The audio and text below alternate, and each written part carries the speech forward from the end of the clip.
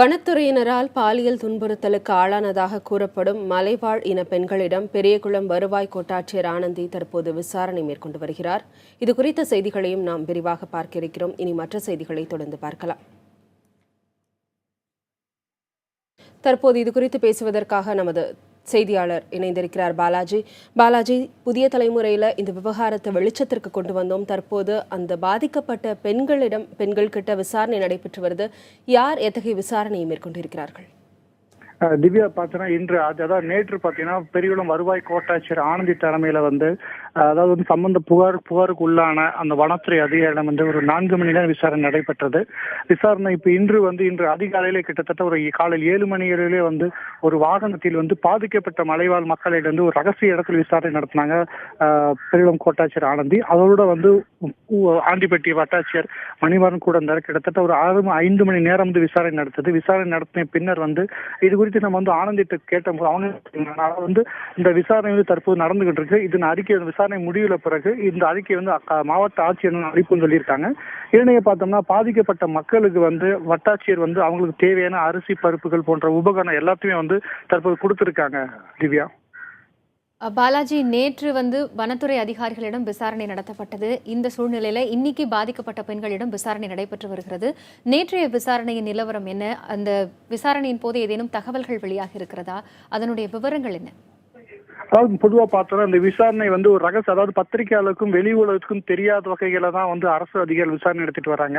நேற்று விசாரணை நடத்த தகவல் எடுத்து நாம் நேரில் போன பிறகு உடனடியாக விசாரணை முடிக்கப்பட்டு வனத்துறைகள் திருப்பி அனுப்பிட்டாங்க. அதாவது பத்திரிகையாளர் வந்திருக்காங்கன்றக்காக விசாரணை முடக்கி விட்டு திருப்பி விட்டாங்க. இதே பார்த்தோம் இன்னைக்கும் காலையில இருந்து விசாரணை நடத்துவதாக தகவல் இருந்து நம்ம சென்ற போது அவங்களும் பத்திரிகையாளருக்கு உள்ளே விடாம உள்ளே அனுமதிக்கப்படல. மேலும் அந்த மலைவாழ் மக்களிடமும் பத்திரிகையாளருக்கு எந்தவித தகவலையும் அளிக்கக்கூடாது போன்ற பல்வேறு வாக்குறுதிகளையும் மிரட்டலையும் விடுத்திருக்காங்க. நம்ம தற்சமயம் மலைவாழ் மக்களிடம் விசாரணை என்ன நடத்தினாங்க கேட்டப்போ கூட இது குறித்து அவங்க எந்தவித விளக்கமும் அளிக்கப்படல. இதனிடையே பார்த்தோம்னா அகில இந்திய மாதர் சங்கத்தின் சார்பாக வாசுகி பாதிக்கப்பட்ட மலைவாழ் மக்களிடம் நேரின் விசாரணைக்கு நடத்துறதுக்கு வந்துட்டு இருக்காங்க. திவ்யா பாலாஜி, மீண்டும் ஒரு வாச்சாத்தி போன்றதான ஒரு சம்பவம் இந்த மலை கிராமத்துல நடந்திருக்கு. இது எவ்வளவு காலமா இப்படி நடந்துட்டு இருக்கிறதா ஏதாவது தகவல் இருக்கா? வெளிச்சத்திற்கு வந்தது எப்படி?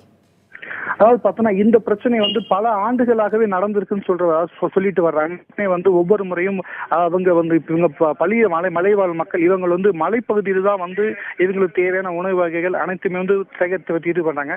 அப்படி ஈடுபடும் போது பல முறை இதே போன்ற சம்பவங்கள் நடந்திருக்கு, மலைப்பகுதியில் நடந்திருக்கு அப்படின்னு ஒரு தகவல் உறுதிப்படுத்த தகவல் வெளியாயிருக்கு.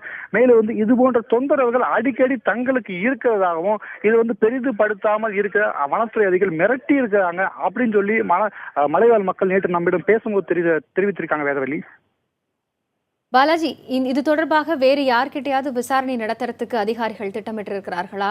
அது குறித்த விவரங்கள் என்ன? இது குறித்து பார்த்தோம் அதிகாரிகிட்ட இது தொடர்பான தகவலை தெளிவா மறுத்துக்கிட்டு தான் இருக்காங்க. நம்மள திசை திருப்பு முயற்சி ஈடுபட்டு வராங்க. அதிகாரிகள் தொடர்ந்து மக்கள் இருக்கும், அவங்களுக்கு நமக்கு முக்கிய முறையில் விளக்கம் தரும்.